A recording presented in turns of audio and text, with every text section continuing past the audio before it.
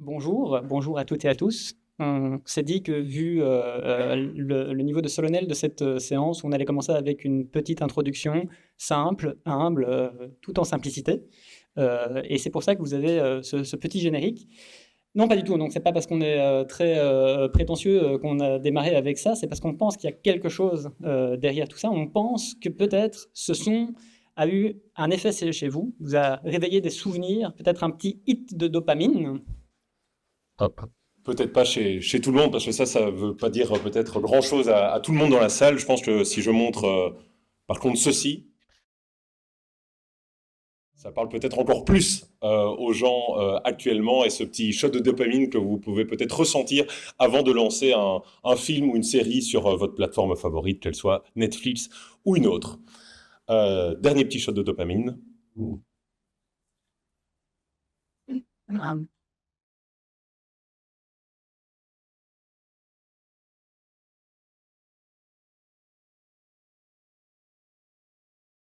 Alors je vous laisse découvrir le magnifique son, bien sûr, la bande son de Terminator, vu que c'était dans le titre de la conférence. On va essayer évidemment de délivrer sur ce qu'on vous a promis. Donc bienvenue dans ce court conférence sur quand le Terminator m'explique l'IA quand enseigner le numérique par la fiction. Donc je suis Anthony et c'est Benoît. On aura l'occasion d'expliquer un peu plus notre profil plus tard. Ce soir, on va vous parler de pas mal de choses. D'abord de pourquoi la fiction, pourquoi on a décidé de prendre cet angle-là pour parler du numérique. On va essayer de démontrer l'utilité de la fiction pour parler d'IA de manière plus spécifique. Et on va essayer de réfléchir, de prendre un peu de hauteur et de réfléchir sur les limites peut-être de cette approche-là. Et on va essayer d'illustrer cela via plusieurs de nos expériences, qu'elles soient académiques, podcasts, livres, etc. Mais je cède tout de suite la parole à mon. Oui, recommençons au début, le début de l'humanité, en fait. Pourquoi on se raconte des histoires? Alors, on aime tous, normalement, se raconter des histoires, entendre des histoires, parfois des histoires sérieuses, parfois des histoires drôles, parfois simplement entendre l'histoire de quelqu'un qui nous raconte un voyage. Bref, on aime bien les histoires, nous, les humains, de manière générale. Et pourquoi on se raconte des histoires? Mais en fait, c'est du sérieux. Contrairement à ce qu'on pourrait penser, c'est pas juste pour s'amuser. Historiquement, en fait, se raconter des histoires, ça a toujours servi à quelque chose dans la société humaine.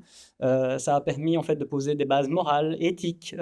Ça a permis de créer de la cohésion sociale à travers des récits qui structuraient, en fait, la pensée collective et qui permettaient de voir des choses de la même manière, de trouver qu'on était en accord collectivement dans quelque chose. Donc les histoires, c'est important, mais ça fait longtemps qu'on s'en raconte des histoires. On peut citer dans les premières grandes épopées, l'épopée de Gilgamesh. Elle sert à quoi? Elle sert à créer une vision globale, une cohésion autour de qui est le chef, de ce qu'est le rapport à la mort, de plein de choses comme ça.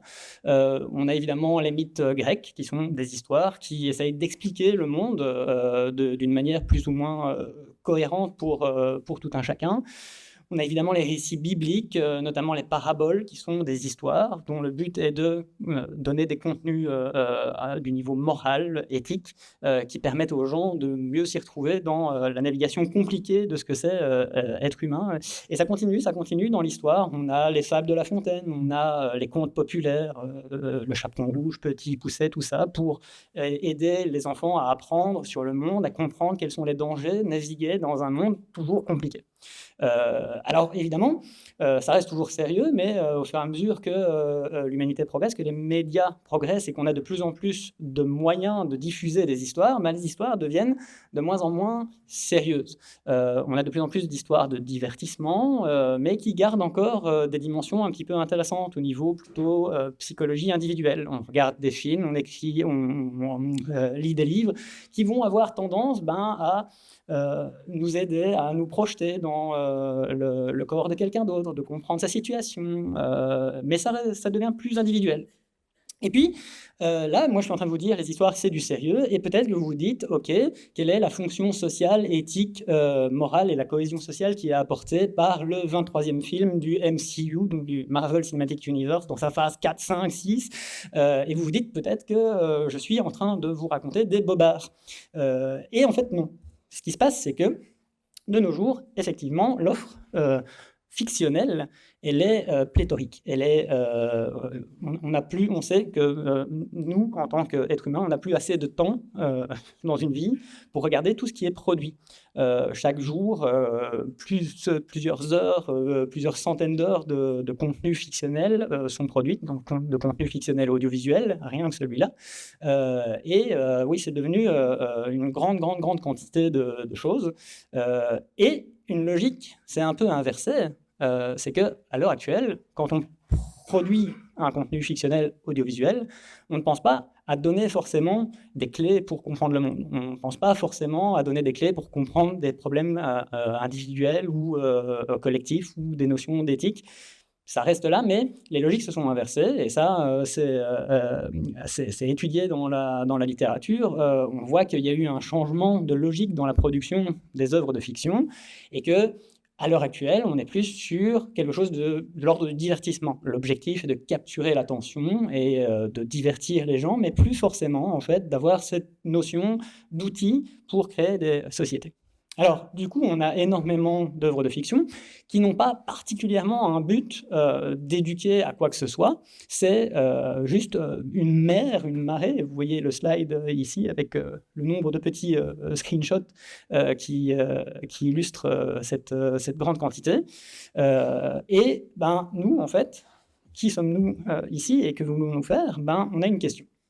On s'est dit, est-ce qu'on peut enseigner le numérique en puisant dans cette grande quantité de contenu? On a énormément de choses que les gens vont normalement aimer regarder. Alors pourquoi est-ce qu'on a fait cette introduction avec le logo de Netflix et le THX en début? C'est parce qu'on voit bien que derrière le fait de écouter des histoires, de regarder des films, de regarder des séries, il y a un plaisir qui est certain.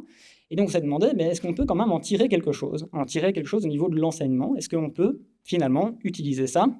Et nous, particulièrement pour s'intéresser au numérique. Alors, le numérique, c'est un terme un peu valise, comme ça. On va quand même déjà le définir. Le numérique, vous voyez, définition qui vient de France Termes, c'est l'ensemble des disciplines scientifiques et techniques, des activités économiques et des pratiques sociétales fondées sur le traitement des données numériques. Donc, l'informatique, qui a mué, est devenu de quelque chose de très local à 2-3 savants fous dans des pièces avec des grandes machines, vers quelque chose qui s'est diffusé dans toute la société et qui est là, constamment, là devant moi, là probablement dans votre poche, voire devant vous si vous êtes en train de live-tweeter la conférence. Le numérique, c'est ça, c'est tous ces aspects-là, dans les aspects scientifiques, dans les aspects techniques, dans les aspects aussi sociétaux. Alors vous allez dire, ok, c'est bien beau, mais qui sommes-nous véritablement pour parler de ça? Eh bien, nous sommes Anthony Simonovsky, membre du Collegium de l'Académie royale de Belgique, exactement, c'est ça. Il fallait le préciser. Et Benoît van der Roos, vous voyez en fait que ça fait déjà un paquet de temps qu'on travaille ensemble, puisque ces avatars, on les a fait il y a une petite dizaine d'années, et beaucoup de choses ont changé depuis. Je suis beaucoup moins bien rasé qu'à l'époque. Alors, plus sérieusement, en fait, qui sommes-nous? Nous sommes Anthony Simonovsky et Benoît van der Roos, nous sommes deux professeurs de l'Université de Namur. Anthony Simonovsky, c'est un professeur en transformation numérique, et moi, un professeur en génie logiciel. Donc, moi, j'apprends à des gens à concevoir des logiciels pas trop mauvais, et Anthony apprend aux gens à les utiliser, à les déployer dans des environnements avec tout ce que ça peut avoir comme conséquences en termes de gestion du changement, en termes de problèmes sociétaux aussi, en termes de problèmes organisationnels dans les entreprises. On se connaît depuis un paquet d'années maintenant, c'est parce qu'on a travaillé ensemble, on a été sous la direction du même professeur quand on faisait, moi mon postdoc, lui sa thèse, parce que je suis un peu plus vieux que lui, il le rappellera sans doute, et nous avons partagé un bureau. En partageant un bureau, nous avons découvert quelque chose d'essentiel. Nous aimons le cinéma, beaucoup. Alors, je ne pense pas que le terme cinéphile soit tout à fait juste. Nous sommes plutôt des cinévores. Lui, plus que moi encore. Il y a des listes sur Sens Critique pour prouver qu'il a regardé beaucoup de films, plus que moi. Mais donc, nous aimons le cinéma. Et donc, à l'époque, nous étions dans le même bureau. Ce qui s'est passé, c'est qu'on travaillait sérieusement quand même. Mais entre deux entre deux phases de travail, ou alors dans des transports en commun pour aller à Bruxelles, nous avions l'occasion de parler de films, de ce qu'on aimait, de ce qui nous avait touché, de ce qui nous avait plu, pas plu, etc. etc. Et voilà, c'est à peu près tout ce qu'il y avait à raconter à ce niveau-là. Nous avons continué chacun de notre côté. Nous sommes devenus professeurs chacun de notre côté. Enfin, pas très loin, en fait, on est dans deux facultés différentes. Il y a une passerelle entre nous, donc on peut se retrouver encore pour parler cinéma. Mais un jour, c'est Anthony qui a eu une idée saugrenue.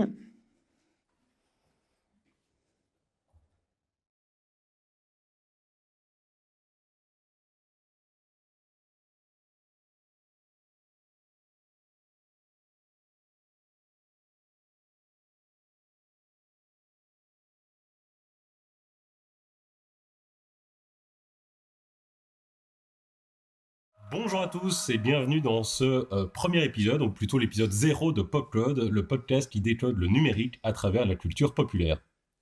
Le podcast qui décode le numérique à travers la culture populaire. Ça, c'est le pacte avec le diable que j'ai signé avec Anthony quand il est venu me dire « Benoît, est-ce qu'on ne ferait pas un podcast ?» Parce que nous sommes des hommes blancs de 40 ans environ, plus moi que lui, mais voilà, c'est ce qu'on fait généralement, on fait un podcast. On avait les moyens de le faire grâce à l'université de Namur, qui a un petit studio pour enregistrer des podcasts, et qui a un ingénieur du son excellent qui nous a concocté ce petit générique que je ne manque pas de partager parce qu'il est vraiment excellent. Et donc, il y avait les moyens techniques. Et nous avions une connaissance disciplinaire, c'était le numérique au sens large, avec les aspects plus techniques, avec les aspects plus sociétaux. Et nous avions une passion, les films. Donc, on s'est dit, pourquoi ne pas parler de films pour parler de numérique? Alors, pourquoi finalement cette focalisation sur le cinéma?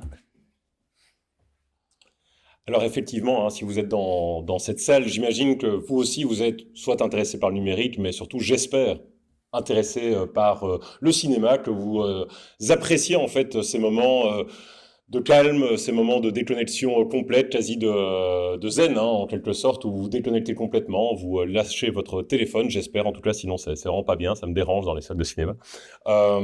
Et vous appréciez le film, vous projetez dans un monde imaginaire pendant 2 heures, ou de plus en plus souvent, plus de 2 heures.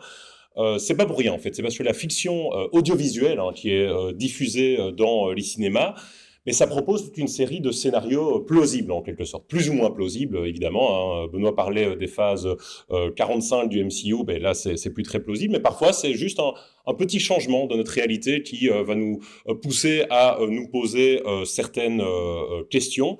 On qualifie souvent le cinéma de feinte ludique partagée, le fait que vous savez que ce qui est à l'écran n'est pas vrai, mais pourtant vous allez accepter, vous allez suspendre votre incrédulité en acceptant ce qui vous est projeté, en vous posant les questions que le film va vous montrer. Il y a énormément de recherches sur la posture du spectateur par rapport au cinéma. Et dans le cadre du podcast et dans le cadre de toute une série d'autres choses avec Benoît, on essaye en fait d'exploiter ces différentes postures que nous tous, en tant que spectateurs, on peut avoir par rapport au film. Donc là, par exemple, on peut imaginer que la personne à gauche, elle va avoir une posture axiologique et réflexive par rapport au cinéma. Donc qu'est-ce que ça veut dire? Ça veut dire qu'une posture axiologique, elle va réfléchir aux valeurs qui sont véhiculées à travers le film, et réflexive, elle va se poser la question que le film pose par rapport à son groupe social dans lequel elle s'insère au sein de sa réalité. L'autre personne pourrait être plutôt référentielle, c'est-à-dire qu'il va comparer ce qui est projeté à l'écran avec la réalité. S'il va voir une nouvelle technologie qui va être projetée dans le film, il va se demander est-ce qu'elle existe vraiment, dans quel pays, sous quelles circonstances, à quelle époque était-elle peut-être pertinente, et peut-être va-t-il avoir un point de vue plutôt formaliste, c'est-à-dire qu'il va apprécier simplement l'aspect de forme du cinéma, que vous appréciez peut-être aussi, le beau plan, la belle photographie, la belle musique. Et en fait, ça, c'est toute une série de leviers que Benoît et moi, on a décidé d'exploiter, parce que ce sont des leviers en quelque sorte uniques que lire un livre n'introduit pas forcément de par la nature audiovisuelle du cinéma, et surtout qu'une formation traditionnelle, on va dire, liée au numérique ne pourrait sûrement pas apporter. Alors évidemment, Benoît et moi, on est des passionnés de cinéma, on va encore souvent au cinéma, je dois même confesser que parfois sur le temps de midi, quand on partageait un bureau ensemble, on allait voir quelques films parce que ça nous démangeait d'aller voir la dernière sortie au cinéma, mais on est très bien conscient que ce n'est pas forcément le contenu qui est maintenant le plus consommé. Donc moi le premier, vous aussi, j'imagine que vous consommez ce contenu audiovisuel de plus en plus via ces fameuses plateformes de streaming. Hein. Là, on a cité Netflix au début, on va le reciter maintenant vu que c'est la plus connue. On peut également parler des contenus courts hein, qui sont de plus en plus consommés par les jeunes et par lesquels ils swappent en fait dans des fictions de plus en plus courtes. Donc voilà, on est en face d'un écosystème, on va dire, de médias de plus en plus divers et ça, évidemment, ça nous fait poser quelques questions. C'est notamment une des limitations sur lesquelles on reviendra un peu plus tard. Mais revenons peut-être au cinéma. En se posant la question de pourquoi ça reste quand même un média pertinent sur lequel travailler dans le cadre de l'éducation numérique. Donc vous pouvez le voir sur cette image, le cinéma, il construit des représentations qui sont plus ou moins pertinentes. Ça vous est tous arrivé de voir un film qui traitait peut-être de votre propre secteur d'activité en vous disant mais qu'est-ce qu'ils ont été faire dans ce film, ce n'est pas du tout comme ça que ça se passe en vrai, ça nous est tous arrivé, j'ai un ami médecin qui regarde des séries médicales, je peux vous dire qu'il s'arrache les cheveux à chaque épisode, mais en fait, pourquoi pas pourquoi ne pas capitaliser sur ces représentations qui sont peut-être parfois moins pertinentes hein. Je vais parler de l'image en bas à droite pour commencer, et Benoît, il sait bien pourquoi, parce que ça vient du film Jurassic Park, qui est mon film favori, et je ne sais pas si vous vous souvenez de ce personnage-là, c'est le méchant du film en quelque sorte, c'est un peu le méchant geek informatique qui essaye de détourner des capsules ADN du parc pour pouvoir les vendre au meilleur offrant. Mais évidemment, pendant longtemps, ça a été peut-être une des représentations typiques que certaines personnes ont pu avoir d'un informaticien. Parce que Jurassic Park, vous le savez, c'est un des plus grands succès de tous les temps au cinéma. C'est un film qui a eu un impact assez fort et il se pourrait que certaines personnes, en ressortant de ce film-là, qui ne connaissent peut-être rien à l'informatique, se disent « bah oui, en fait, l'informatique, c'est ce type de profil, c'est un homme, c'est un blanc, et c'est peut-être quelqu'un de pas très sympathique. » Ça pose évidemment toute une série de soucis. Hein. On l'a pas mis sur la slide, mais une étude en 2023 de CAVE qui a analysé, si vous voulez, 142 films qui traitent du numérique entre 1920 et 2020, et qui a réalisé que seulement 9 professionnels de l'informatique, de l'IA plutôt en particulier, dans les films étaient des femmes. Et qu'aucun des films qui avaient été analysés n'avait été réalisé par une femme. Donc ça pose évidemment une question en termes de pertinence des représentations qui sont posées.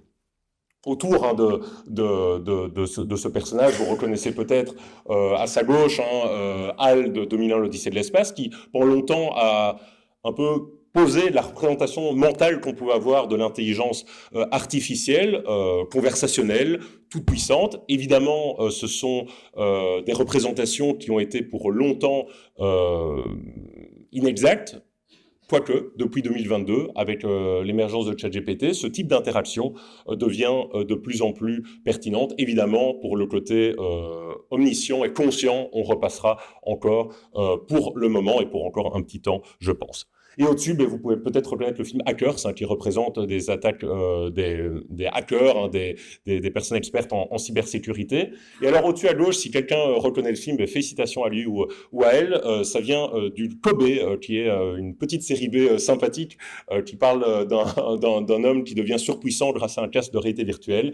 Là, c'est un exemple typique, c'est adapté d'une nouvelle de Stephen King, c'est un exemple typique de film où la technologie était représentée de manière totalement erroné, et pourtant c'est un film que nous avions traité avec Benoît, notamment dans la logique de comparer en fait ce qui est dit dans le film et ce qui est effectivement implémenté en réalité. Surtout, pourquoi avoir choisi le cinéma? Et là, j'emprunterai des mots de Robert Eggers, qui est, si vous voulez, un des critiques de cinéma les plus connus au monde, qui a dit que pour lui, les films, c'était des machines à générer de l'empathie. Et ça, c'est vraiment une des forces du cinéma, c'est d'être capable de s'identifier aux protagonistes, ou parfois même aux antagonistes, qu'on observe dans le film, de sorte que le message du film, que les représentations du film aient un impact assez important sur nous-mêmes. Hein. Vous vous souvenez peut-être du film qui n'a rien à voir avec le numérique, hein, le film du dictateur de 1940 de Charlie Chaplin, qui traitait en parallèle de la montée d'Hitler dans l'Allemagne nazie, qui a en fait généré aussi une vague d'empathie par rapport à ce phénomène-là. Et donc on peut espérer parfois que certains films liés au numérique puissent alerter, sensibiliser, peut-être mieux, encore une fois, que n'importe quelle formation ou programme d'éducation pourrait avoir. Enfin, le cinéma est aussi pertinent parce qu'il inspire par ses images marquantes. Là, vous reconnaîtrez peut-être encore une fois le film 2001, l'Odyssée de l'espace, et notamment là ici un des astronautes qui utilise, qui regarde la BBC sur un objet qui nous est maintenant tous familier, qui est une tablette. Pourtant, lorsque le film est sorti, évidemment, la tablette n'existait pas. Et c'est une imagination, une spéculation que le réalisateur Stanley Kubrick avait fait à l'époque en se disant que ça sera peut-être une manière de consommer du contenu qui sera fait dans le futur. Et effectivement, il avait vu juste parce que par la suite, ce mode d'interaction avec du contenu a inspiré Apple.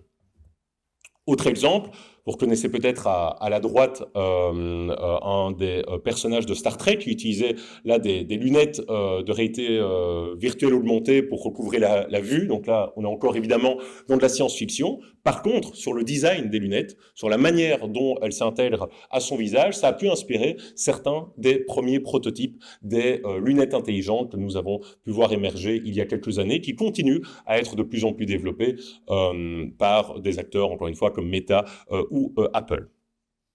Enfin, dernier exemple, vous reconnaissez Tom Cruise, j'imagine, mais surtout le film Minority Report, réalisé encore par Steven Spielberg, comme pour Jurassic Park, adapté d'une nouvelle de Philip K. Dick, qui a cette fois-ci inspiré quelque chose de plus important, peut-être encore qu'une technologie, c'est un mode d'interaction, c'est-à-dire l'interaction via les doigts. Dans le film, on voit plusieurs fois Tom Cruise interagir avec des tableaux d'information par ses doigts. Il dispose comme ça des écrans parallèles à côté des uns des autres, et ça, évidemment, vous imaginez que ça a pas mal mis la puce à l'oreille de personnes chez Apple lorsqu'ils ont réfléchi à l'écran d'interaction du smartphone.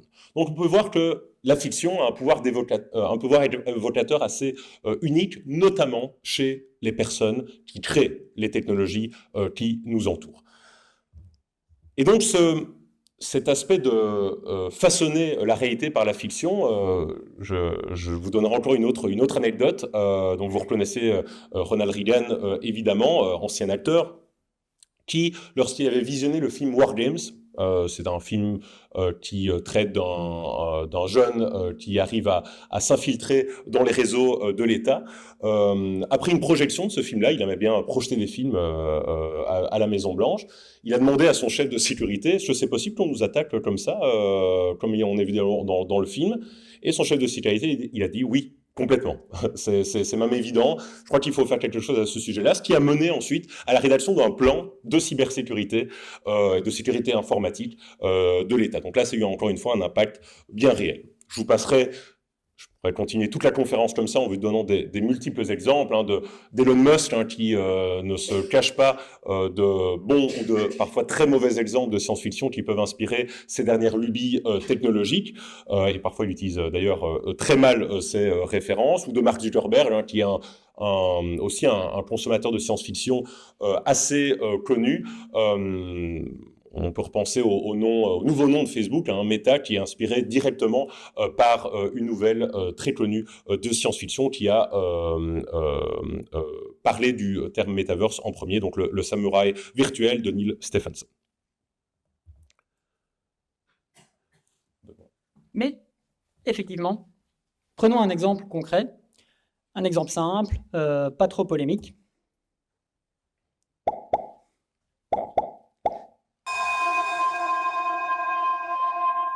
Donc à l'heure actuelle, pas mal de gens sont inquiets à propos de l'intelligence artificielle.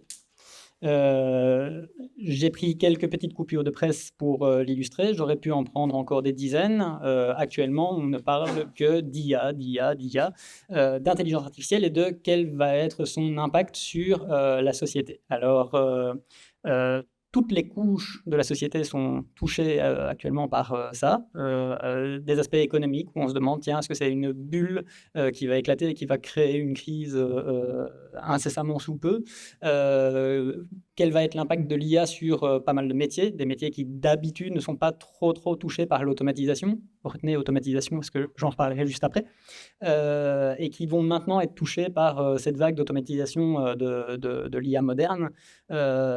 L'impact personnel des gens qui utilisent ChatGPT et qui commencent à avoir des relations plus symbiotiques avec des outils dont on ne connaît pas grand-chose. Bref, l'IA, c'est un sujet important et c'est un sujet qui turlupine beaucoup le grand public. Alors, quand on essaye d'appliquer la démarche PopCode à...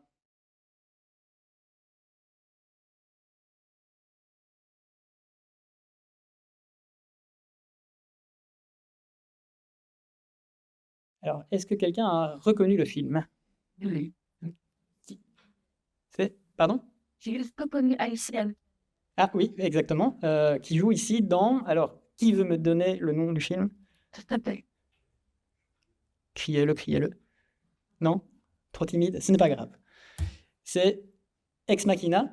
Et oui, Ex Machina. Et non pas épisode Popcode numéro 2. Cool. Parce que nous avons traité Ex Machina dans l'épisode numéro 2. Donc Ex Machina, c'est un film de 2015, un excellent film de 2015, réalisé par Alex Garland. Et alors, on en a parlé, c'est l'épisode 2, vous le voyez, on en a parlé très rapidement parce que c'est un exemple parfait. Enfin, c'est le film parfait pour avoir cette approche Popcode. Parce que je vous dis que l'approche est légèrement différente. Donc, on voudrait parler d'IA et traditionnellement, quand on fait un cours sur l'IA, quand on fait un cours sur n'importe quel sujet, on se met en tête une table des matières, on dit on veut aborder ça, et puis on crée son cours de cette manière-là, et après on va illustrer avec des points spécifiques. Quand on approche les choses de notre manière, ben on fait l'inverse. On se dit, tiens, voilà, il y a un film qui tombe là, on voit bien que c'est pertinent pour parler de numérique, on voit bien que c'est pertinent pour parler d'IA, mais en fait, on a comme un espèce de paquet cadeau qui est de dire, on a un film qui arrive, qui n'a pas été prévu pour supporter un discours pédagogique, et donc on doit commencer à le décortiquer. On doit commencer à se demander comment est-ce qu'on l'utilise et comment ça fonctionne. Alors, on en reparlera un petit peu après sur exactement quelle est notre méthode pour structurer ça, mais ici, on peut déjà voir, voilà, dans Ex Machina. Alors, on sait qu'on peut parler d'intelligence artificielle, de conscience artificielle. On peut aborder des sujets un peu pointus comme le test de Turing, qui ici est utilisé d'une manière un petit peu particulière et qui nécessite du contexte.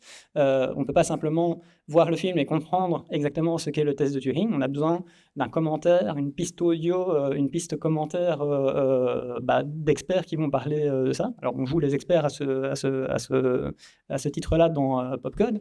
Voilà, on peut parler de ça. Évidemment, on peut parler de l'éthique de l'utilisation des données. Si vous avez vu le film, vous devez comprendre pourquoi. Sinon, je ne spoilerai pas. Je ne peux pas me permettre de faire ça. Mais je vous enjoins vraiment à voir ce film. Et on peut parler aussi des aspects plutôt sociétaux. La personne derrière Ava, l'androïde, la femdroïde, ça se dit, qui est là. C'est un mégalomane de la tech, un milliardaire comme on peut en reconnaître certains à l'heure actuelle, qui a décidé de jouer à Dieu. Alors voilà, on peut parler de cette histoire de vouloir jouer à Dieu quand on est un informaticien ou un ingénieur. Tout ça est possible, et comme je vous le dis, en fait, la démarche inverse, c'est regarder le film et puis se demander, tiens, en fait, qu'est-ce qu'il nous offre comme point? Qu'est-ce qu'il nous offre comme point où on peut dire, il a vu juste, et qu'est-ce qu'il nous offre comme point où, au contraire, on doit rectifier une représentation et dire, attention, c'est pas tout à fait ça. Dans Ex Machina, par exemple, un élément important, c'est l'élément de la conscience. Est-ce que Eva est consciente? Et on doit expliquer qu'actuellement, malgré tous les effets d'annonce et tous les côtés très prestidigitation de ChatGPT, en fait, on n'est pas à un niveau où les machines qu'on produit, ces ordinateurs, là, les machines de Turing d'ailleurs, sont capables de porter la conscience, de supporter la conscience. Ça, donc, c'est une représentation qu'on doit un petit peu débunker, donc corriger et redresser pour l'exploiter correctement. Alors par contre, l'intérêt de la démarche. J'espère qu'elle est bien illustrée par le petit extrait vidéo qu'on a passé, et on s'excuse pour les gens qui vont devoir couper les extraits vidéo pour pouvoir diffuser la vidéo, notre enregistrement sur YouTube. Mais on espère que ça vous aura permis de voir l'effet de notre approche. C'est que vous avez envie de savoir ce qui se passe. Enfin, moi, j'ai déjà vu le film et j'ai quand même encore envie de savoir ce qui se passe. Il y a une rencontre, il y a un moment qui se passe, et normalement, en fait, notre cerveau a envie de savoir ce qui se passe derrière, ce qui va continuer de se passer, et comment la rencontre entre Caleb et Eva va bien se passer. Spoiler, pas si bien quand même. On peut essayer avec d'autres films.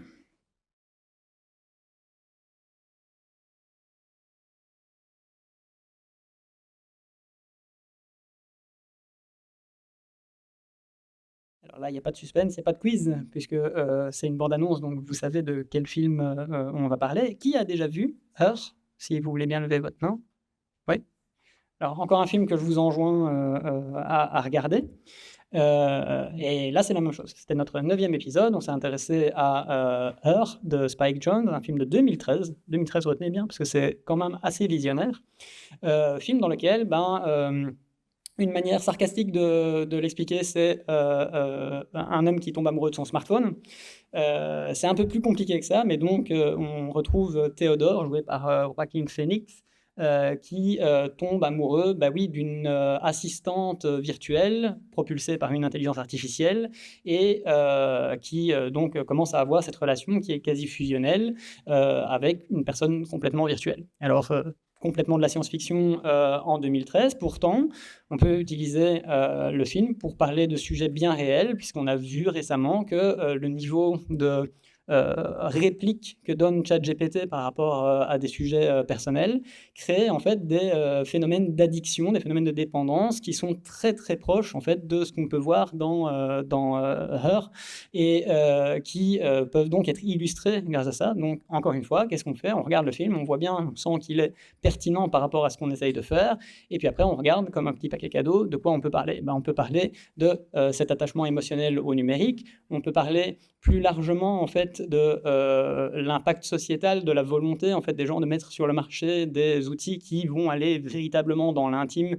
et qui vont essayer de capturer l'attention. On peut parler de capture de l'attention par encore une fois les GAFAM ou des entreprises moins connues, et voilà, ça nous permet en fait donc de faire de nouveau ça avec toujours la même chose, une histoire qui normalement nous a émus, nous a touchés, nous a permis de nous mettre à la place de Théodore et de comprendre en fait sa situation jusqu'à pouvoir avoir un peu de recul dessus. Et encore une fois, même chose, des représentations qui sont plutôt bien vues, des représentations qui sont plutôt à redresser.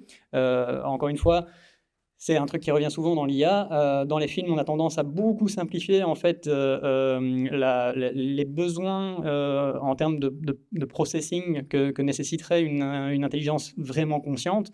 Donc on a toujours un petit peu ce raccourci de penser que l'intelligence est consciente alors que non. Donc on peut encore aborder ça dans ce film-ci. Encore un petit film, monsieur Alia.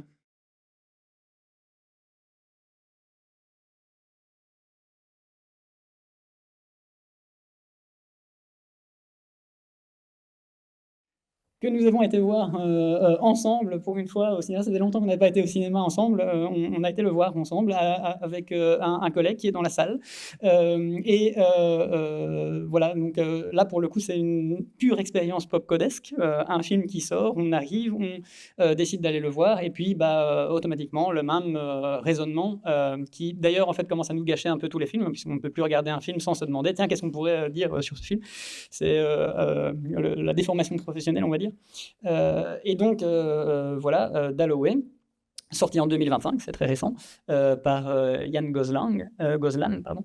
De quoi parle Dalloway? Elle parle justement du rapport, encore une fois, avec l'IA, mais alors plus spécifiquement, on sent que l'inspiration, on sent que c'est un film de 2025, on sent que le passage par l'IA générative, particulièrement dans le milieu artistique, est passé par là, et qu'il a marqué les auteurs, et l'autrice du roman dont est tiré le film. On sent bien que là, il y a une question qui est liée à mais quel est le devenir de l'artiste à l'heure de l'IA? Est-ce que l'IA va remplacer la création humaine? Et là, donc, on est vraiment sur un paquet cadeau extrêmement facile à gérer. On a vraiment déjà une thématique qui est ficelée pour nous et c'est très efficace. Donc, encore une fois, encore parler d'IA, mais parler d'IA sous un angle différent, parce que le film nous offre en fait ces possibilités, nous offre ces points d'entrée sur lesquels on peut se rattacher. Et puis, si on va vers les classiques,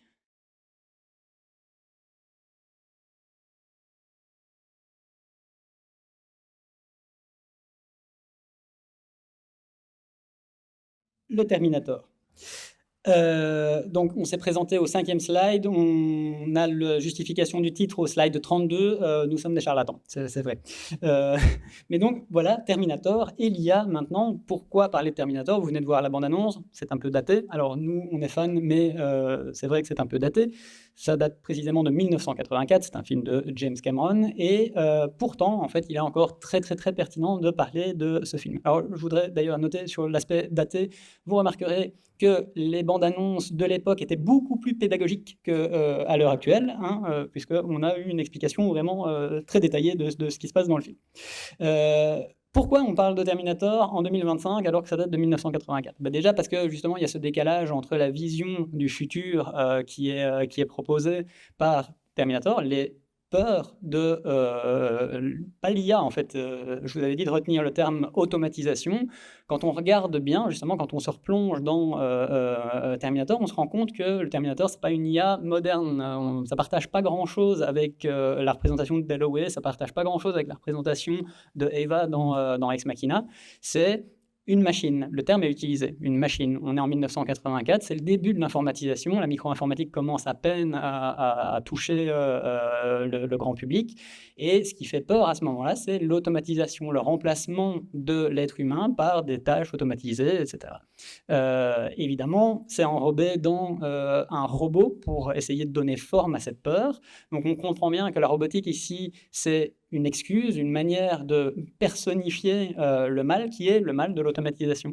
Donc le thème de l'humain contre la machine, qui est présenté vraiment ici très littéralement, est en fait évidemment une allégorie en fait de cette automatisation, cette informatisation qui est en train de pousser et qui manifestement faisait peur à James Cameron à l'époque et qui donc résulte en un film qui est un film vraiment de pur divertissement pour le coup, qui n'a pas été pensé véritablement comme un outil pédagogique. C'est là où je vous disais que nous, on fait la démarche inverse. Et voilà. Alors, l'occasion justement de parler de choses qui sont très, très, très pertinentes encore aujourd'hui, comme le fait de représenter des choses qui ne sont pas possibles à représenter. Comment on représente la machine, l'automatisation, l'informatisation, on lui met la tête de Arnold Schwarzenegger, comme ça on a bien peur, il faut bien essayer de se représenter la vision que cette machine a de nous, et ça c'est ma petite marotte. Tout à l'heure, Anthony parlait de son collègue, de son ami en médecine qui s'arrache les cheveux chaque fois qu'il voit une série médicale. Moi, je m'arrache les cheveux chaque fois que je vois ces scènes, puisque je me demande bien pourquoi est-ce que une machine aurait besoin de voir la même chose que nous, alors qu'elle peut percevoir le monde de manière tout à fait différente. Mais on est en 1984, c'est très difficile de faire comprendre à un spectateur qu'il est en train de voir le point de vue d'une machine. Donc, qu'est-ce qu'on a fait? On a mis un filtre rouge, on a mis quelques petites notes qui ressemblent à de l'informatique des années 80, donc des gros caractères, des lignes de code, et on se dit, OK, ça c'est la vision de la machine. Je peux vous assurer, aucune machine ne voit les choses de cette manière-là. Évidemment, les représentations les plus marquantes, l'IA, la robotique, c'est le danger, c'est le robot qui va venir nous tuer avec cette vision iconique d'un... Oui, Je trouve que tu parles depuis un peu longtemps et je trouve que c'est injuste, Benoît, que ce soit juste toi qui aies le droit de parler de Terminator et de ces films aussi cool. Heureusement.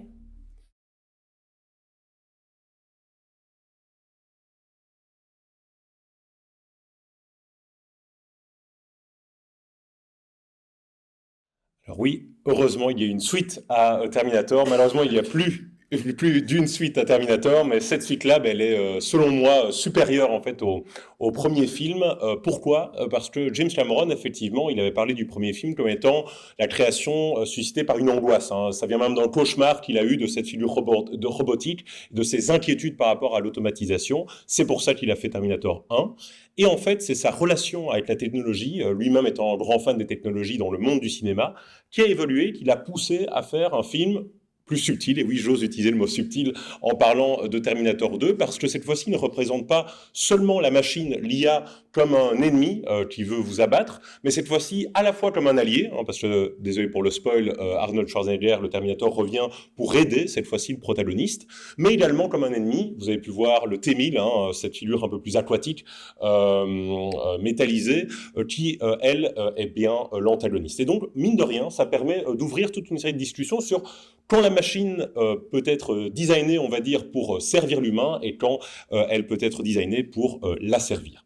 Et donc, là aussi, hein, l'exercice que Benoît mentionne, on a pu le refaire, ça nous permet de parler de comment les technologies ont disrupté l'industrie du cinéma, hein, parce que les effets spéciaux que vous voyez, hein, le trou dans la tête du T-1000, mais c'est en quelque sorte les premiers effets numériques, ou un des premiers effets numériques grand public au cinéma qui ont été montrés, qui ont ensuite inspiré d'ailleurs Jurassic Park.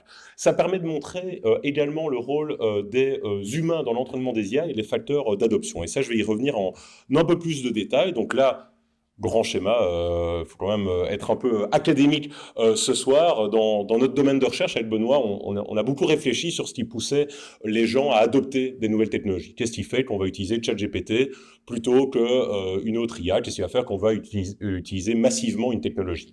Et donc il y a ce petit schéma qui résume, vous pouvez regarder surtout le côté gauche, hein, 4 grands facteurs qui vont impacter votre adoption.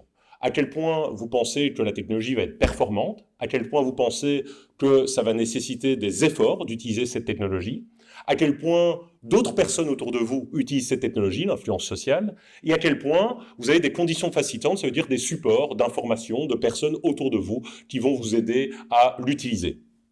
Mais en fait, ça je le fais même dans mes cours, j'utilise des scènes bien précises de Terminator 2 pour illustrer ces différents facteurs, parce que oui, John Connor, hein, le jeune héros qu'on voit dans le film, adopte littéralement, j'ai envie de dire, l'IA dans ce film, alors que évidemment, lorsqu'il le voit pour la première fois, il le voit comme une menace, vu qu'il connaît bien ce qu'il s'est passé du coup dans le premier film pour sa maman. Et donc, effectivement, lorsqu'il voit que le Terminator exécute ses tâches sans aucune autre demande de sa part, les attentes de performance sont claires, il lui sauve la vie. Niveau effort, c'est selon une simple commande vocale au Terminator, il se fait aider, il retire une certaine fierté sociale d'utiliser le Terminator, et il y a toute une notion de confiance, qu'on pourrait classifier dans les conditions facilitantes qui se développent au fur et à mesure entre John Connor et le Terminator. Et cette notion de confiance, elle est illustrée notamment dans cette scène-ci, qui est en fait une scène de la version longue de Terminator 2, que je vous encourage à voir, qui est une scène où on découvre qu'il y a en fait un interrupteur dans la tête d'Arnold Schwarzenegger, du Terminator, qui est en fait un mode d'apprentissage qu'on peut activer ou désactiver. C'est-à-dire que voilà, le Terminator revient dans le présent pour sauver John Connor, c'est sa programmation, c'est sa tâche. En fait, en appuyant sur cet interrupteur, qui est une vision un peu simpliste évidemment, ça lui permet d'apprendre des autres commandes, notamment « tu ne dois pas tuer ». On entend le dire dans la bande-annonce, il n'était pas programmé pour ne pas tuer, il était programmé pour sauver John Connor. Et en fait, c'est John Connor qui lui apprend, en tant que éthicien de l'IA avant l'heure, qu'il ne doit pas exécuter certaines tâches qu'il considère pas éthiques, pas morales. Et ça, c'était très très prémonitoire, parce que maintenant c'est un des métiers en fait les plus d'avenir, en fait, ce métier d'éthicien de l'IA, ce métier de garde-fou en quelque sorte de ce que l'IA peut faire ou pas. J'avais également envie de porter votre attention sur un des personnages les moins souvent évoqués dans Terminator, c'est Miles Dyson, qui est en fait l'ingénieur qui a créé le microprocesseur qui a mené au développement de Skynet, hein, donc cette fameuse IA qui a mené à l'extinction de l'humanité. Et dans Terminator 2, si vous le revoyez, soyez un peu attentif à la manière dont il est présenté, parce que bien que ça soit qu'un personnage secondaire, on voit vraiment tout cet état de conscience, cet état de débat éthique interne par rapport à ce qu'il peut faire ou pas faire pour empêcher l'avènement de l'IA. Et là, encore une fois, on revient peut-être à notre marotte, à ce qu'on répète le plus dans notre podcast, c'est que l'IA en soi, c'est pas Arnold Schwarzenegger ou le T-1000, c'est pas méchant ou gentil en soi. Évidemment, ce sont les personnes derrière les technologies qui vont insuffler leur valeur. Et donc, pour dire la phrase qu'on dit tout le temps, la technologie n'est jamais neutre.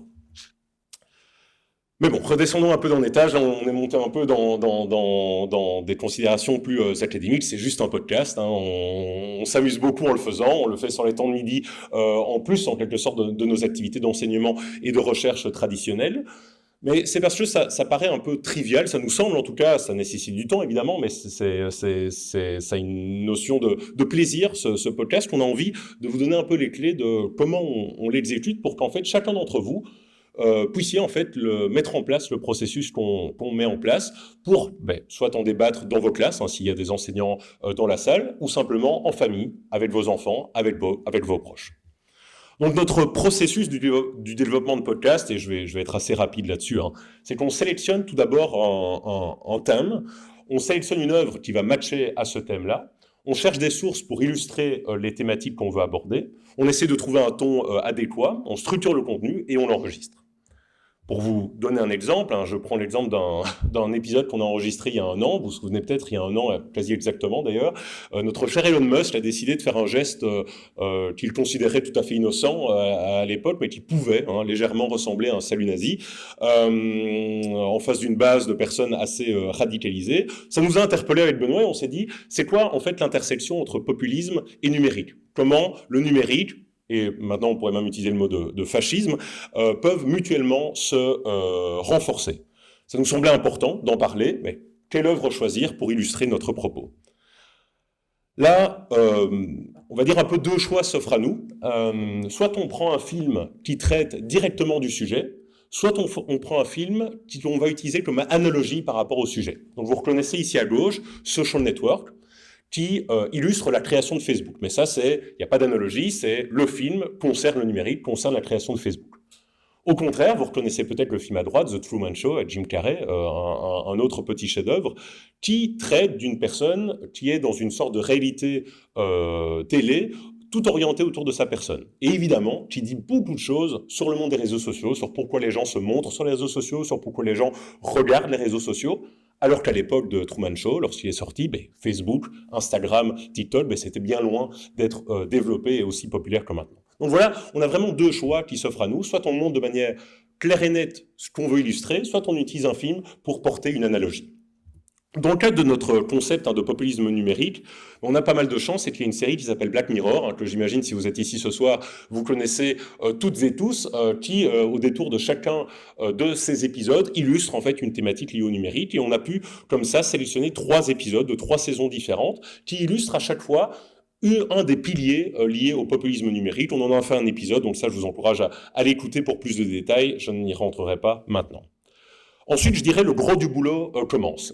Une fois que vous avez votre thème en tête, une fois que vous avez vu le film une première fois, vu le thème une première fois, mais il y a tout un travail de recherche documentaire et scientifique qu'on fait, parce qu'on essaie d'avoir un ton décalé, mais on essaie quand même de faire les choses sérieusement et surtout de ne pas dire de bêtises dans une logique d'éducation numérique. Donc on se renseigne sur des thématiques de populisme numérique, ici dans ce cas précis, sur d'autres analyses du film. On fait parfois venir des invités dans le cadre de notre podcast qui vont venir éclairer ce qu'on peut dire, et donc on essaie comme ça de structurer petit à petit notre propos. On essaie ensuite de trouver un ton adéquat. Vous avez pu remarquer, selon certaines interactions qu'on peut avoir sur scène et certaines slides, qu'on aime bien avoir un ton légèrement décalé dans le cadre de notre podcast, parce qu'on pense sincèrement que si on pense que le cinéma et que le divertissement peut être effectif pour délivrer des messages pédagogiques, on pense également que le ton qu'on peut avoir peut être aussi important. On structure ensuite le contenu via de nombreuses notes que vous pouvez voir ici pour cet épisode-là, et ensuite on va l'enregistrer dans le studio audiovisuel de l'Université de Namur, comme vous pouvez le voir dans la vidéo, avec notre ingénieur son sur scène et nous deux juste. Oui, on est enfermé littéralement dans une salle pendant une heure. Ce qu'on a envie de vous dire ce soir, c'est que voilà, ce processus-là, il n'y a rien d'incroyable, mais c'est quelque chose qu'on essaie de faire de plus en plus souvent. Et Benoît parlait de déformation professionnelle. Oui, malheureusement, on le fait de plus en plus naturellement, et on aimerait en fait que chaque citoyen intéressé par le numérique peut-être mettre ça en place de manière un peu plus intuitive pour eux aussi éduquer au numérique. Et du coup, comme Shia LaBeouf le dit souvent, ben, just do it, faites-le vous-même si jamais cela vous intéresse. Mais pour vous aider en fait à mener cette mission d'éducation numérique aussi à bien, on a décidé avec Benoît depuis maintenant plus d'une année de s'intéresser de manière un peu plus structurée à l'éducation au numérique. Je vais vous montrer là une autre image. Vous reconnaissez peut-être ce film qui était sorti sur Netflix il y a deux ou 3 ans maintenant, qui s'appelle Don't Look Up, qui parlait du déni du réchauffement climatique et qui avait en fait mené une sorte de grand débat à son époque sur le fait de sauver la planète via la fiction, le fait de développer des films qui, vu que tous les rapports scientifiques apparemment ne servent pas assez, n'ont pas un impact assez fort pour changer les mentalités, peut-être que la fiction peut, via son pouvoir évocateur, changer les mentalités. Malheureusement, il y a eu beaucoup de cas d'échec de cela. On s'est rendu compte, il y a eu plusieurs études d'ailleurs sur le sujet qui ont montré que c'est resté sur des diffusions éparses ça et là, et qu'il n'y a pas vraiment eu de prise de conscience globale grâce à ces fictions climatiques.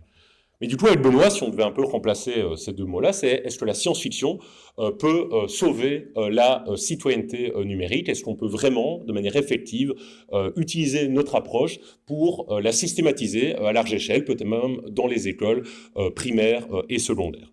Et pour cela, vous voyez apparaître sur la slide ici un terme qui est le terme de citoyenneté numérique. Ça vous semble peut-être un peu abstrait, mais c'est en fait ce qu'on essaye de développer de par nos podcasts, de par toutes nos activités, c'est de faire en sorte que tous les citoyens de demain développent une citoyenneté numérique. Et donc ça, c'est un concept extrêmement large qui a été conceptualisé par pas mal d'auteurs, qui regroupe en quelque sorte des notions d'accès au numérique, des notions de communication effective via le numérique, de connaissance des enjeux de cybersécurité, d'être capable de comprendre quelques technologies clés. Donc toute une série de sujets qui, pour l'Europe, qui a même développé une sorte de compas de compétences par rapport à ce concept-là, est également important. Malheureusement, par rapport à ce concept de citoyenneté numérique, il y a toute une série de problèmes qui sont malheureusement observés actuellement dans la littérature. C'est que souvent, lorsqu'on parle de citoyenneté numérique, on va trop souvent se restreindre à l'apprentissage technique. Donc on va directement faire le raccourci entre citoyenneté numérique et apprentissage du code, en disant que des citoyens qui savent coder vont directement être des citoyens avec une vue critique du numérique, capables d'interagir de manière éthique en ligne. Ça, malheureusement, c'est un raccourci qu'on observe de trop souvent. Mais là, pour me faire ici l'avocat de la fiction, c'est qu'on a démontré, je pense, avec les quelques exemples qu'on vous a montrés, c'est que il n'y a pas seulement des messages techniques qu'on peut diffuser via les films. Je dirais même que les films ne sont pas très opérants pour apprendre le développement informatique, par exemple. Mais par contre, pour tous les enjeux autour de citoyenneté numérique, là, il y a un vrai potentiel. Le deuxième problème d'éducation à la citoyenneté numérique actuelle, c'est qu'il y a un manque d'opérationnalisation dans les classes et un manque d'engagement de la part des étudiants. Là aussi, pour me faire l'avocat de la fiction, l'avantage, c'est qu'on peut se reposer sur toute une série de pratiques qui existent depuis longtemps. Vous avez tous été en école primaire ou secondaire confrontés au visionnage d'un film en classe. C'est une méthode pédagogique en fait assez bien établie, qui est bien documentée et qui a déjà ses points forts et faibles, on va dire, qui ont bien été décrits. Mais là aussi, on peut se reposer là-dessus pour mapper en quelque sorte cet aspect d'éducation à la citoyenneté numérique dans ce contexte bien précis. Et enfin, les manières d'éduquer au numérique actuellement ignorent malheureusement des représentations déjà établies. Tous ici dans la salle, vous avez consommé de la fiction, et lorsqu'on vous dit le terme IA, peut-être que c'est le Terminator qui vous vient en tête, peut-être que c'est le film Her qui vous vient en tête, peut-être que c'est une vision positive, négative, mais peu importe votre imaginaire, il est forgé de près ou de loin, par la fiction. Et ça, évidemment, intégrer directement la fiction dans la classe permet de réaliser cela encore mieux. Donc là, je vous ai mis un article scientifique que personnellement j'adore, qui a développé ce qu'ils appellent le Terminator Effect, qui montre en fait que lorsqu'on annonce des projets de large ampleur d'IA dans une entreprise, ils sont accueillis avec beaucoup plus d'inquiétude que d'autres projets d'automatisation classiques, comme par exemple développer un site web, parce que, en fait, et c'est ce que l'article décrit, il y a cette notion d'imaginaire liée à l'IA qui va biaiser en quelque sorte, à tort ou à raison d'ailleurs, la potentielle adoption des technologies. Et ça, je l'ai déjà dit tout à l'heure, mais évidemment, les développeurs des technologies eux-mêmes, comme Elon Musk, comme Mark Zuckerberg, sont souvent des grands fans de science-fiction qui n'utilisent pas toujours à bon escient, on va dire, les messages de ces œuvres. C'est pour ça qu'on a développé, en fait, depuis maintenant septembre 2025, un projet qui s'appelle DIFIC, qui est un projet de recherche dans lequel 4 grandes thématiques collaborent, donc Benoît et moi pour l'aspect informatique, des experts en sciences de l'éducation, des experts en éducation aux médias et des experts en cinéma. C'est une équipe de 8 académiques, d'une postdoc et de 2 doctorantes, Lisa et Nina, qui travaillent maintenant quotidiennement sur ce projet-là et qui sont d'ailleurs toujours ravis de collaborer avec des enseignants. Là, je le répète encore une fois, s'il y en a dans la salle ce soir. Pour le faire assez rapidement, hein, les 3 grands objectifs qu'on veut atteindre dans le cadre de ce projet de recherche, hein, qui, comme je le rappelle, vient de commencer, c'est qu'on va réfléchir à quelles sont les stratégies les plus efficaces pour intégrer la fiction, pour améliorer la citoyenneté numérique des élèves. Est-ce qu'on peut juste diffuser un film comme ça et en débattre après? Est-ce qu'il faut plutôt diffuser des extraits? Est-ce qu'il faut développer un certain type d'attitude par rapport aux élèves plutôt qu'une autre? On va également essayer de s'intéresser à comment évaluer systématiquement l'intégration de la fiction dans les compétences numériques. Si la fiction a un impact sur la citoyenneté numérique, sous quelle sous-dimension la citoyenneté numérique, la fiction est vraiment la plus pertinente, pour laquelle elle n'est peut-être pas vraiment opérante, pour qu'on navigue avec un peu plus d'informations. Et enfin, quelles sont les limites inhérentes à l'utilisation de la fiction pour transmettre les connaissances liées à la citoyenneté numérique? Benoît y reviendra après, on paraît un peu fan et geek de cinéma, et donc avec un biais peut-être positif, mais néanmoins, ça nous semblait important dans le cadre de ce projet de recherche de prendre également du recul par rapport aux limites de cette approche. Un premier résultat qu'on peut vous partager brièvement, c'est qu'on a essayé, donc ce soir on parle d'IA, on parle de fiction, on parle de numérique, on a essayé, donc ça c'est le travail de Lisa de Wulf, qui est notre doctorante avec Benoît, qui a essayé d'un peu structurer les différentes représentations de l'IA dans la fiction via 2 grands axes en gros. La manière dont l'IA est représentée, est-ce que c'est une IA plutôt robotique? Est-ce que c'est une IA plutôt conversationnelle? Ou est-ce que c'est une IA plutôt algorithmique dans le sens où elle n'a pas d'interface explicitée dans le film? Ensuite, est-ce que l'IA est un protagoniste? Est-ce que c'est le héros du film? Est-ce que c'est une aide au héros du film? Ou est-ce que c'est, là, un antagoniste? Ce qui est intéressant, c'est que dans la vraie vie, la question ne se poserait pas forcément entre ces 3 sous-questions-là. L'IA est souvent une aide pour un objectif qu'un humain a fixé, mais n'est jamais en soi un protagoniste ou un antagoniste. Alors là, si on fait le petit exercice, Terminator, on le mettrait probablement en IA robotique, antagoniste dans Terminator 1 et aide dans le Terminator 2, voire protagoniste. Wall-E, ce petit robot mignon, ça serait une IA robotique protagoniste. L'IA dans Iron Man, c'est typiquement une aide d'IA conversationnelle qui va donner des ressources au personnage principal. Le fameux HAL de 2001, l'Odyssée de l'espace, on va plutôt être dans une IA conversationnelle antagoniste, vu que, désolé pour le spoil, mais il va essayer de tuer les astronautes dans le vaisseau spatial. Skynet n'a pas vraiment d'interface visible dans les films, donc on pourrait la classifier comme une IA algorithmique, mais évidemment antagoniste vu qu'elle veut éteindre l'humanité.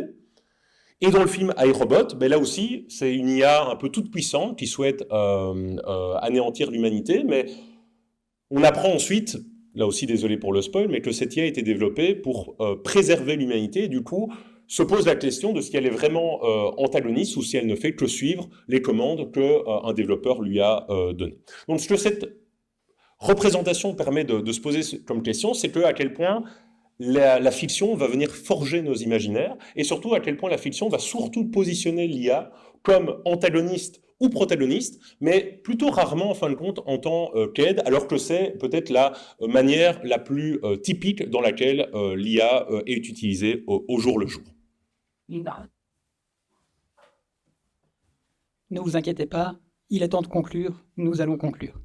Je tiens à faire remarquer que je me suis moqué du Marvel Cinematic Universe, mais vous avez vu qu'il est possible quand même d'utiliser des films Marvel pour parler de numérique avec Jarvis, l'IA de Iron Man. Donc, arrivé à ce stade de la présentation, la fin, je vous promets, nous avons donc deux approches qui sont extrêmement complémentaires, mais aussi extrêmement polairement opposées.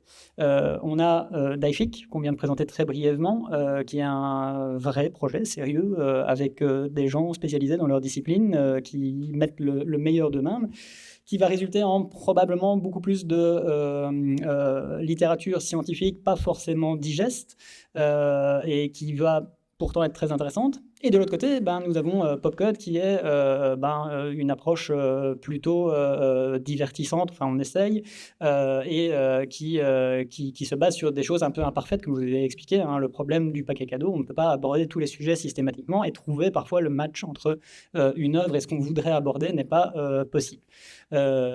Mais voilà les deux approches. Du coup, si vous avez envie d'aller plus loin dans cette démarche, est-ce que vous êtes obligé de vous taper des articles scientifiques compliqués ou de vous taper notre humour douteux pendant 30 fois 30 minutes?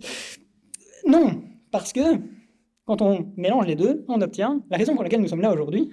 Un livre qui est publié aux éditions de l'Académie royale, et nous remercions l'Académie royale pour nous avoir donné cette opportunité. C'est donc Cinémathèque, 20 œuvres pour comprendre le numérique, qui est le fruit en fait de cette voie de traverse, cette voie du milieu entre l'approche Popcode et l'approche plus scientifique. Donc, j'allais faire une blague sur regardez en dessous de votre siège et vous aurez un exemplaire, mais je suis pas sûr que. Donc, voilà, je la fais quand même, mais ne la prenez pas au sérieux. Le livre, donc. En question, c'est une espèce de compromis, mais un chouette compromis entre nos deux approches. Donc on retrouve l'approche Popcode, puisqu'on va retrouver d'ailleurs des films qu'on a chroniqués dans le podcast, mais avec une approche beaucoup plus structurée et une approche beaucoup plus sourcée scientifiquement pour avoir les deux informations au fur et à mesure et au moment de la lecture. Donc très brièvement, c'est pas de la promo, mais c'est pour vous expliquer comment on a passé cette étape suivante dans notre manière de présenter cette approche. On avait des films. Alors, la manière de programmer, on n'en a pas parlé, mais si on en a parlé un petit peu avec le choix de thèmes, c'est une programmation opportuniste mois après mois. On décide un petit peu de ce dont on a envie de parler. Il y a parfois des thèmes qui sont d'actualité, et puis parfois on a envie de varier, faire parfois des films neufs, des films plus anciens et cultes, des films plus sérieux, des films plus frivoles. Donc il n'y a pas de structure à part à quelques encablures où on a vu plusieurs épisodes qui suivaient et qui avaient un sens de lecture nécessaire, qui s'organisait en parties séparées. Donc ce qui nous manquait là-dedans, c'était déjà d'avoir un film narratif qui tenait la route et d'avoir une structure. Je vous ai parlé tout à l'heure, quand on fait un cours, généralement on pense à la structure en premier. Nous on a fait l'inverse, en fait on s'est dit tiens, voilà le contenu qu'on a pu traiter dans les épisodes de Popcode et comment est-ce qu'on pourrait les structurer de manière à ce que ça fasse sens pour un lecteur et pour que ce soit presque lisible de A à Z comme une évolution naturelle. C'est comme ça qu'on a décidé de répartir en fait toutes ces œuvres, ces 20 œuvres en 3 grandes parties. La première partie étant comprendre les fondements du numérique. C'est un cours d'histoire de l'informatique déguisé, mais qui se partage à travers des films. La deuxième partie s'intéresse à des points spécifiques. Alors on a, encore une fois, choisi de manière un peu opportuniste ces thématiques. On aurait pu en choisir d'autres, mais on a regardé en fait ce qui nous paraissait les points émergents. Vous retrouverez la robotique et l'intelligence artificielle. Je pense qu'on avait vu juste, si je peux repointer vers mes petites coupures de presse de tout à l'heure. On a aussi parlé de réalité étendue parce que c'est aussi une révolution qui est en train de se faire peu à peu, qui qui est beaucoup moins visible que l'IA, mais qui va probablement bouleverser encore plus nos modes d'interaction avec le numérique dans le futur. Et donc vous retrouverez des films comme Le Cobaye, Summer Wars et Ready Player One dans cette catégorie-là, dans ce chapitre-là. La dernière partie, c'est plus des considérations sociétales, avec comprendre les enjeux du numérique. On parle de cybersécurité, on parle de protection de la vie privée, on parle de dépendance au numérique, on parle d'inclusion, oui, avec un film qui parle pourtant vraiment d'un informaticien. Bah là, on a fait la chemin inverse, on a décidé de parler d'inclusion et d'inclusivité dans le milieu de l'informatique, avec le personnage d'Alan Turing. Et ensuite, on parle des dérives du populisme numérique, puisqu'on avait bien préparé cet épisode en préalable. Alors, évidemment, ce n'est pas que des transcriptions des textes de Popcode, ce ne sont pas des transcriptions des podcasts, ça a été retravaillé pour avoir la forme qu'on peut espérer d'un livre, avec beaucoup plus de sources scientifiques qui viennent étayer en fait nos prises de position qui sont parfois un petit peu pas justifiées dans les 30 minutes qu'on se réserve pour parler du film. C'est aussi l'occasion de faire des liens avec des choses qu'on n'a pas pu aborder dans les podcasts. C'est le phénomène, il y en a un petit peu plus que je vous le mets. Et donc vous avez quelques petites anecdotes et quelques petits encarts en plus qui parlent d'autres films qui sont pertinents et qu'on n'a pas encore vraiment traités dans Popcode. Voilà, ça c'est donc Cinémathèque. Et pour nous, pour l'instant, c'est l'étape conclusive de notre démarche, sachant que Daific est en train de tourner pour 4 ans, il va y avoir des choses intéressantes qui vont émerger de là et que peut-être on pourra utiliser pour de la vulgarisation plutôt. Popcode continue aussi, mais voilà, si vous avez envie d'avoir une expérience différente, vous avez le livre qui est là. Et c'est ainsi que 2 professeurs héroïques ont résolu tous les problèmes de la citoyenneté numérique, de l'éducation aux médias. Bref, voilà, nous avons fini. Non, bien sûr que non. Bien sûr que non.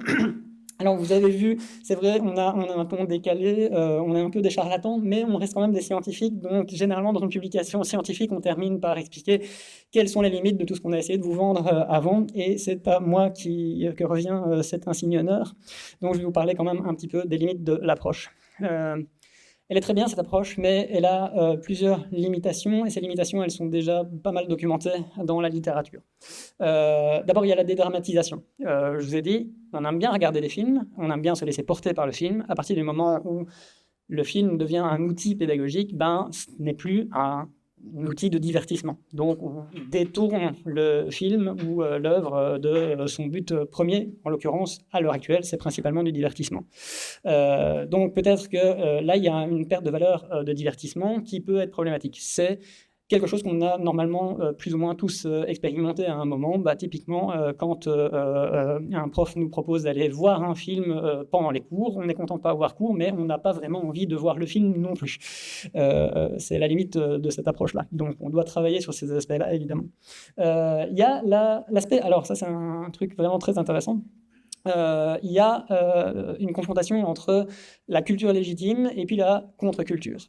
Et généralement, en fait, la fiction a plutôt fait office de contre-culture. C'est des choses que les jeunes regardent et ils sont en opposition par rapport au monde académique qui est perçu comme la culture légitime. Comme il y a toujours une forme de construction en opposition avec la culture légitime, mais le fait de dire « si, Terminator, c'est du sérieux », ça a un côté, en fait, de légitimation de la contre-culture qui pourrait être contre-productive et inefficace dans le cadre de notre approche, de se dire des choses qui normalement auraient dû attirer les gens et se dire c'est chouette qu'on parle de ça, va finir par rentrer dans quelque chose de fondamentalement ringard, si je peux me permettre. La littératie fictionnelle inégale, c'est aussi un problème qui a été documenté, c'est que, voilà, vous avez vu, nous sommes des machines à faire des références culturelles, peut-être que vous les avez toutes comprises, peut-être que vous n'en avez eu que la moitié, peut-être que vous n'en avez eu aucune, c'est possible, parce qu'on n'a pas tous la même littératie fictionnelle, on n'a pas vu tous et toutes les mêmes films, on n'a pas lu les mêmes œuvres, donc en termes de créer du lien avec les gens, parfois ça peut complètement louper son but. C'est le cas typique quand quelqu'un ne comprend pas une blague, on a loupé en fait cette connexion à travers la fiction. Donc il faut prendre ça en compte, et c'est le travail qu'on essaye de faire dans Daific, d'essayer de prendre en compte cette différence entre les gens et d'essayer de l'égaliser quand on veut vraiment utiliser la fiction comme outil pédagogique conscient. Connexe à ce dernier point, il y a l'aspect les inégalités éducatives. Tout le monde n'a pas le même niveau d'éducation, tout le monde n'a pas le même accès aux mêmes ressources, et ça peut du coup poser problème. Et puis, on a parlé des représentations. Les représentations dans les films sont quand même extrêmement biaisées. On va avoir, on en parlait tout à l'heure, tant Anthony le citait, on va avoir beaucoup moins de représentations de femmes informaticiennes, par exemple, ce qui est un biais qui est engrammé, qui est introduit dans la fiction, et que justement, en fait, on doit prendre en compte pour au minimum le tordre et rappeler que ça, c'est pas forcément la seule possibilité de représentation. Et enfin, en fait, il y a un problème qui est directement visible et qui n'est pas spécialement documenté, puisque notre approche n'est pas encore suffisamment documentée, mais c'est simplement le manque d'œuvres pour traiter de certains sujets. On aurait adoré parler du monde du logiciel libre et de l'open source, qui est extrêmement important à l'heure actuelle dans nos sociétés, mais en réalité, il n'y a pas un film qui permettrait de dire « tiens, on va parler d'open source ». Donc le paquet cadeau, parfois, ne contient pas ce dont on a besoin. Alors, peut-être que ça, c'est un appel du pied, peut-être qu'il est temps, en fait, de revenir à l'origine des temps et se dire peut-être qu'il faut créer des fictions spécifiques qui essayent d'apprendre aux gens ce qu'est le numérique. Les fables de la cybernétique, l'épopée de la cybersécurité, peut-être des choses comme ça, sont la manière de concevoir le numérique dans le futur. Mais on ne va pas faire ça aujourd'hui. Nous, de notre côté, on est très contents d'avoir été là. Je pense que la présentation s'est très bien passée et il ne nous reste plus qu'à vous remercier de votre attention.